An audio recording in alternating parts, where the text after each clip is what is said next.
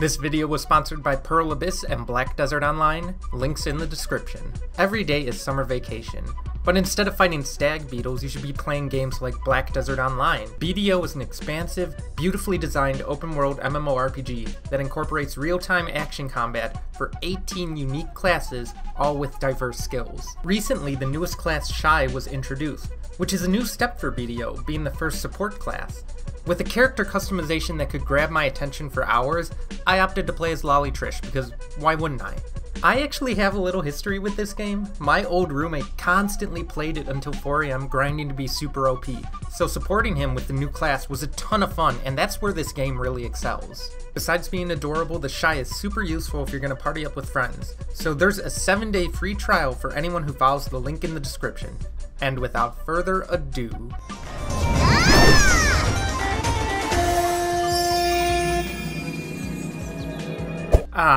JoJolion. What is going on in JoJolion right now? I mean, I'm not too sure myself. Since it's incomplete, I'm hesitant to say how much I like it compared to the other parts beforehand, though I really do enjoy the characters more so than the previous parts. I just wish they were used to their full potential. JoJolion's alternate Moriocho allows Araki to be extremely creative in the types of fights that take place, putting a heavier emphasis on the mystery and strategy behind stand battles. What we are here to talk about today is Hat Josuke.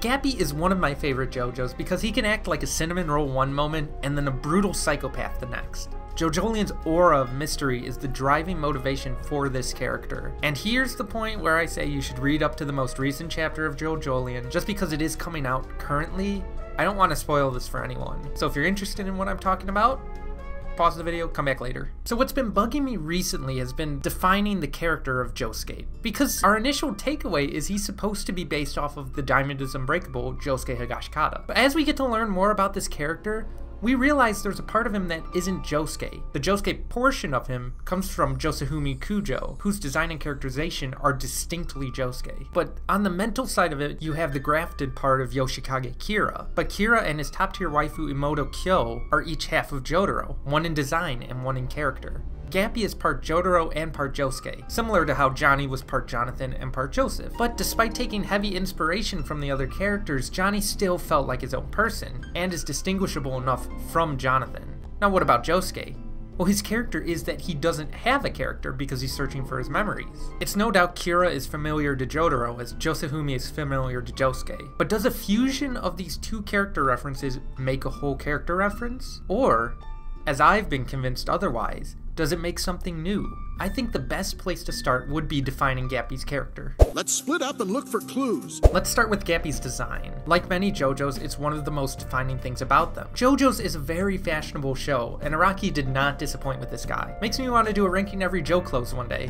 But anyways, Gappy does look different from the rest. He's got a sailor suit with a Dixie cup hat, and very short hair, which is something you don't see too often with main JoJo, so I'm pretty surprised Araki did that. The diastema between his front teeth and the breaks between his eyes and his tongue show the fusion between Josahumi and Kira, hence the name, Gappy. One thing to note about his design are the 2 pins and his belt buckle. At first glance, these just reinforce the sailor theme that's going.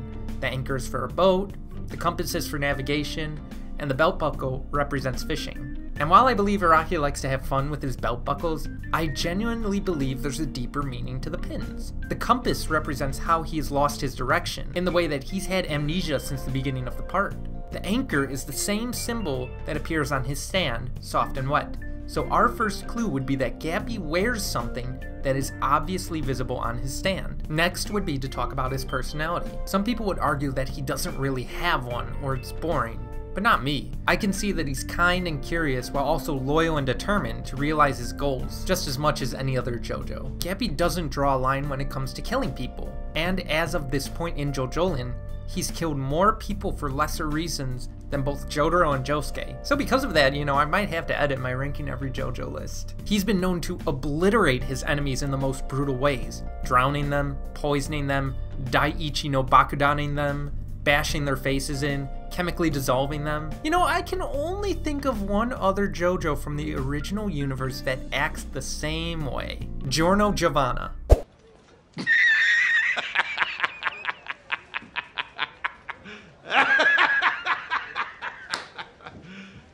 You serious? But the similarities don't end just there, so sit back as I'm about to blow your minds. What's important to being a JoJo?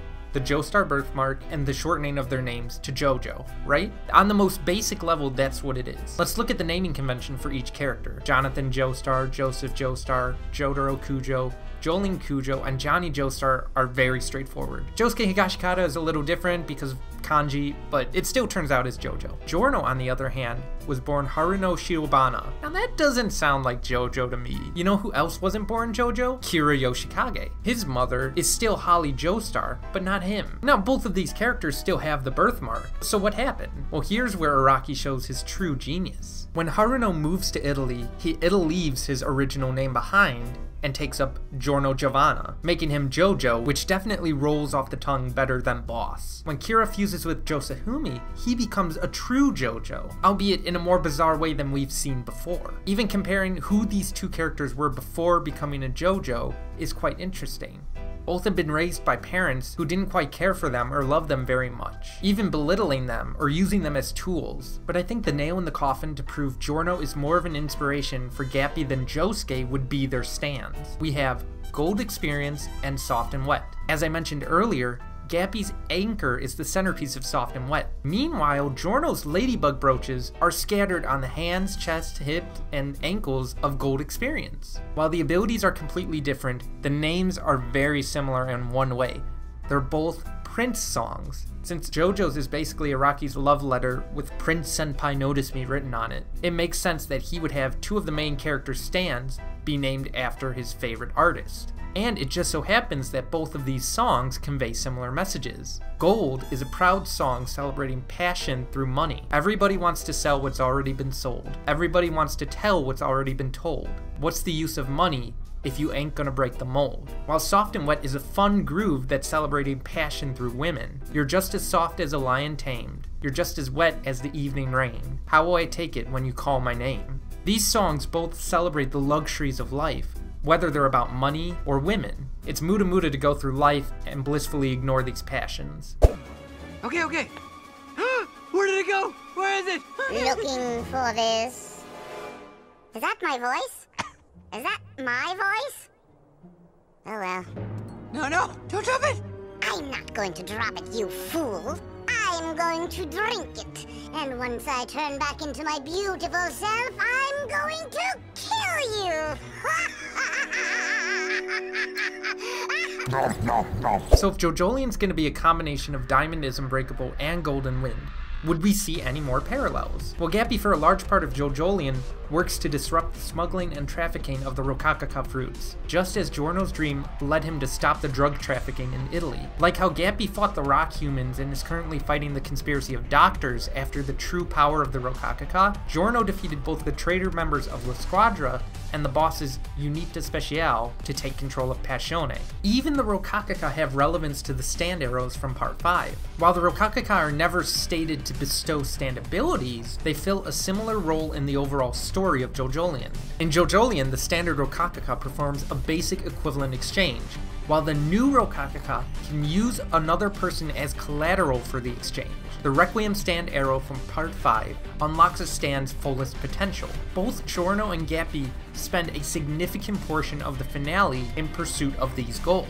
The Requiem arrow produced Gold Experience Requiem, while the new Rokakaka actually produced Soft and Wet as we know it. So albeit the timeline is a little different, but the role in the story is still the same. How about the parallels for a potential Diablo character being the main villain? Well, I don't know if he would be the main villain, but what if I were to say there was a character who we've seen before, he's just reintroduced, with the same eyes as Diablo, same little spots in the hair as Diablo, and is also shirtless. Would it be a stretch to think that character was based off of Diablo? I'll leave that for you to decide. Thank you so much for watching. As a professional Giorno connoisseur, I think it was a fitting topic. If you want me to do more of these character analysis videos, let me know. Thank you all so much for making the JoJo piano cover video I did blow up. It's really amazing, honestly. I can't thank you guys enough. As always, have a beautiful Duang, and I'll see you all next time.